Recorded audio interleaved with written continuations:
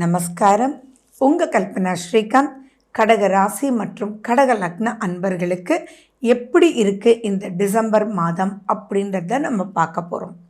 பொதுவாகவே கடகம் அப்படின்னலாம் they are emotional people. அந்த எமோஷன் அப்படின்ற ஒரு விஷயம் உங்களுக்கு தவிர வேறு எதுவும் இல்லை.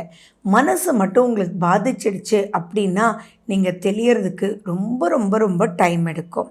ஸோ அப்படிப்பட்ட உங்களுக்கு நிறைய கடகராசி அன்பர்கள் கேட்குறனா, எப்போ தான் மேடம் விடியும், அப்பாடான் இருக்கு, போதுண்டாப்பான் இருக்கு, எல்லா விஷயத்துலையும் மாட்டிக்கிட்டோம், கொடுத்த பணங்கள் வசூலாகலை, பாவோன்னு நினச்சி எந்தெந்த விஷயங்கள் நீங்கள் செஞ்சீங்களோ அதிலெல்லாம் நீங்கள் மாட்டிக்கிட்டீங்க, ஆமாம் தானே?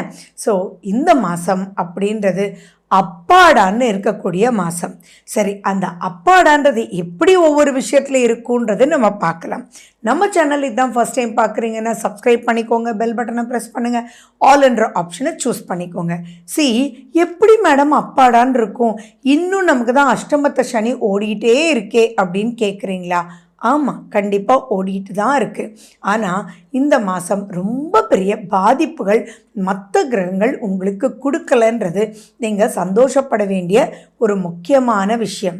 அதாவது என்னென்னா, முதல்ல மன தெளிவு அப்படின்றது இப்போ கொடுக்கும். ஏன்னா ரொம்ப பக்கத்தில் உங்களுக்கு அஷ்டமத்த சனிலேருந்து விடுபட போகிறீங்க. அப்போது எப்பயுமே உங்களுக்கு லாங் டைம் கிரகங்கள் இருக்கிறது பக்கத்தில் மாறப்போகும் நிலை வரும்போதே ஒரு பாசிட்டிவான ஒரு விஷயம் காமிக்கும். அதாவது இது எப்படி சொல்லணுன்னா, நீண்ட நாளாக ஒரு பிரச்சனை போயிட்டுருக்குன்னு வச்சுக்கோங்களேன். இப்போ இந்த மாதம் திடீர்னு ஒருத்தர் வருவார், கண்ணா உனக்கு ரொம்ப நாளாக இந்த பிரச்சனை போயிட்டுருக்குல்ல, நான் பார்த்துக்கிறேன், ஒன்றும் கவலைப்பட வேண்டாம், இதுக்குண்டான வழிகள் இருப்புக்கா அப்படின்னு சொல்லும்போது உங்கள் மனசு ஒரு நிதானம் அடையும்ல, அப்பாடான் இருக்கும்ல. அந்த அப்பாடாதான் இந்த டிசம்பர் மாத பலனில் கிரகங்கள் உங்களுக்கு கொடுக்கக்கூடிய அப்பாடா. அப்போது வழி கண்ணுக்கு தெரிஞ்சாச்சு. அப்போ நம்ம என்ன சொல்லுவோம், அந்த பிரச்சனையெல்லாம் முடிஞ்சிட்டா கூட, சார் நீங்கள் அன்றைக்கி சொன்ன வார்த்தை தான் சார், உங்களை கண்ணில் காமிச்ச தெய்வத்துக்கு அவ்வளோ நன்றி சொல்லணும் சார் அப்படின்றத நம்ம சொல்லுவோம் இல்லையா? அப்படிப்பட்ட மாதம்னா எவ்வளவு சந்தோஷப்படணும். ஒரே வார்த்தையில் சொல்லணுன்னா, இது மைண்டு காமிங் மந்த்.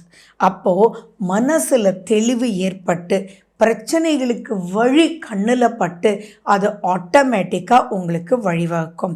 இன்னொரு எக்ஸாம்பிள் சொல்லணுன்னா, நீங்கள் நம்பி பணம் கொடுத்துருப்பீங்க, அவங்க கொடுக்கவே மாட்டாங்க, ஃபோன் எடுக்க மாட்டாங்க, எங்கே இருக்காங்கன்றதே தெரியாது, என்னடா இது அப்படின்னு நீங்கள் நினச்சிட்ருப்பீங்க.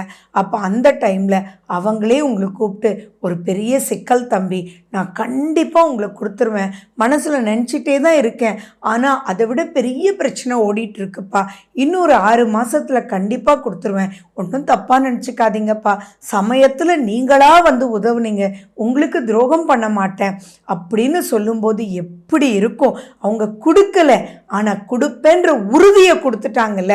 அப்படித்தான் இந்த டிசம்பர் மாதம் இருக்கும்.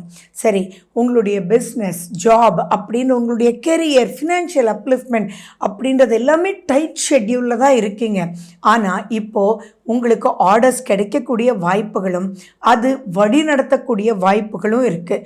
அப்போ மண்டையை பிச்சுட்டு இந்த வேலையை விட்டுட்டு போயிடலாமே அப்படின்னு தோணிட்டு இருந்தவங்களுக்கெல்லாம் இப்போ கம்ஃபர்டபுள் ஜோனில் புரியாததை புரிய வைக்க ஒருத்தர் வருவார்.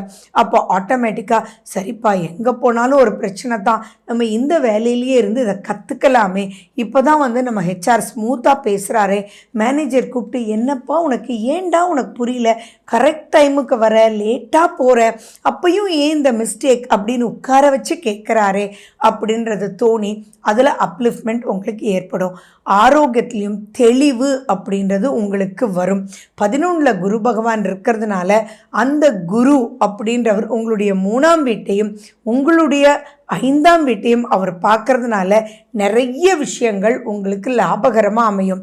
அது மட்டுமா, 7ஆம் வீட்டில் இருக்கிறது சுக்கிரன், அந்த சுக்கிரனை குரு பார்க்குறார். அப்போது ஜாலியான ஒரு மனோநிலைக்கு வருவீங்க. அதாவது ஒரு குதூகலமாக இருக்கும். அதாவது இருக்கு தீர்வே இல்லையா அப்படின்னு நினைப்பீங்க. அட இதானா, இதுக்கு நீ இதை குடி, ஆட்டோமேட்டிக்காக உனக்கு நல்லா ஆகிடும். இந்த டாக்ஸிக் ட்ரிங்க் அவ்வளவு ஹெல்ப் பண்ணுமா, ரொம்ப நாளாக சளி இருமல் இருந்துகிட்டே இருக்கா, அதுக்கு இந்த வழி பாருப்பா, சூப்பராக ரெடி ஆகிடும் அப்படின்னு சொல்லுவாங்க. சரி, இதெல்லாம் பாசிட்டிவ். ஆனால் அந்த இடத்துலையே உங்களுக்கு செவ்வாய் இருக்காரு. அந்த செவ்வாய் சனி பகவானையும் தன்னுடைய 8ஆம் பார்வையை பார்க்குறாரே அப்படின்ற இடத்துல என்ன ஆகும்னா அலைச்சல்ன்றது வரும். மேபி நீங்கள் பாண்டிச்சேரியில் இருப்பீங்க. ஆனால் உங்களுக்கு சொல்லுவாங்க, நீங்கள் கும்பகோணத்தில் போய் இந்த ஒரு மருந்து மட்டும் எடுங்க, நான் ஒரு தடவை தான் எடுத்தேன், அவ்வளவு சூப்பராக எனக்கு சூப்பராக ரெடி ஆயிட்டேன்னு சொல்லுவாங்க. அப்போது இது வழியும் கிடைச்சிது, ஆனால் அலைச்சலையும் கொடுத்துச்சு இல்லையா? ஸோ அந்த அலைச்சல் அப்படின்றத எதிர்நோக்குங்க. அதுக்குண்டான செலவுகள் கண்டிப்பாக வரும். பட் ஸ்டில் உங்களுக்கு சொல்யூஷன் ஏற்பட்டுரும். ஸோ நீங்கள் பல விஷயங்கள் சாதகமாக இருக்குது. ஆனால் கொஞ்சம் வெயிட் பண்ணுங்கள். புதுசாக ஏதாவது இன்வெஸ்ட் பண்ணுறதுக்கும் புது வளர்ச்சிக்குண்டான முடிவுகளை நீங்கள் எடுக்கிறதுக்கும் கொஞ்சம் வெயிட் பண்ணிங்கன்னா பல விஷயங்கள் உங்களுக்கு நன்மை கொடுக்கக்கூடிய வகையிலேயே இருக்குது. கடகராசி கடகலக்ன அன்பர்களே, சரி, செவ்வாய் உங்கள் மேலே இருக்கும்போது கொஞ்சம் கோபம்ன்றது மட்டும் வேண்டவே வேண்டாம். நீங்கள் பேசும் வார்த்தைகள் வெடுக்குன்னு காதலை கேட்கலாம். அதுவும் 8ஆம் வீட்டில் சனி பகவான் அப்படின்றது இருக்கிறதுனாலையும் செவ்வாய் சனியை பார்க்கறதுனால நீங்கள் வேலை செய்கிற இடத்துல, உங்களோட வேலை செய்கிறவங்களோட, உங்கள் கிட்ட வேலை செய்கிறவங்களோட, உங்கள் கணவன் மனைவி யாராக இருந்தாலும் அந்த இடத்துல வார்த்தைகளை நிதானிச்சு பேசுங்க. நீங்கள் பேசும் வார்த்தைகள் உங்களுக்கு நார்மலாக தெரியும், ஆனால் அவங்களுக்கு குத்துற மாதிரி இருக்கும். அப்போ சட்டுன்னு பேசுகிற மாதிரி இருக்கும். அதனால அவங்க மன பாதிப்படைஞ்சு உங்களை வெறுக்கக்கூடிய வாய்ப்புகள் இருக்குது. ஏன்னா நிறைய ப்ளஸ்ஸாக இருந்தாலும் செவ்வாய் அங்கே நீச்சம், ப்ளஸ் செவ்வாயினுடைய 8ஆம் பார்வையாக சனி பகவானை பார்க்குறார். சனி பகவான் உங்களுடைய 8லே இருக்கார். அதனால் இதை மட்டும் நீங்கள் மைண்டில் வச்சுட்டா போதும். பட் ஸ்டில் சுக்கிரன் 7ல் இருக்கிறதுனால மிகப்பெரிய பிரச்சனை வராது. பட் நீங்கள் கோபமும் விரக்தியும் உண்ட பேச்சை மட்டும் நீங்கள் கண்ட்ரோல் பண்ணலைன்னா சிறு சிறு பிரச்சனைக்குள்ளே மாற்றுறதுக்கு வாய்ப்புகள் இருக்குது. இதுலேருந்து தப்பிக்கிறதுக்கு என்ன பண்ணணும்? ஃபர்ஸ்ட் திங், எதுவுமே ஒரு வார்த்தையில் வா உட்காரு செய் அப்படின்றது பேச வேண்டாம். வாங்க உட்காருங்க, இது பண்ணலாமே அப்படின்னு 4 வார்த்தையாவது மினிமம் போட்டு பேசுங்க. அதே மாதிரி அவங்க கண்களை பார்த்து பேசுங்க. நீங்கள் எதையோ வேலை செஞ்சுட்டு எதையோ பேச வேண்டாம். அவங்க என்ன சொல்கிறாங்கன்றது காது கொடுத்து கேளுங்க. மேலும் உங்கள் பிரெயினை அலர்ட்டாக வச்சுக்கோங்க. ஸோ செடிகளுக்கு தண்ணி ஊற்றுங்க, ஆக்சிஜன் லெவலை இன்க்ரீஸ் பண்ணிக்கோங்க. அதுக்காக மெடிடேஷன் பண்ணுங்க. மகாவிஷ்ணுனுடைய ஸ்லோகங்களை நீங்கள் கேளுங்க, மனசை சாந்தப்படுத்துங்க.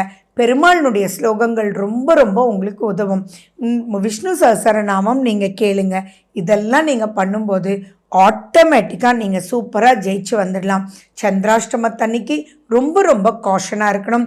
சந்திராஷ்டமம் எப்போ அப்படின்னா 7ஆம் தேதி விடியற்காலை 5:07 9ஆம் தேதி 9:14 வரைக்கும் இருக்குது. அந்த டைமில் ரொம்ப ரொம்ப எச்சரிக்கை தேவை. Okay, wish you good luck. காம் மந்த்தை என்ஜாய் பண்ணுங்கள். வாழ்க வளமுடன். நன்றி, வணக்கம்.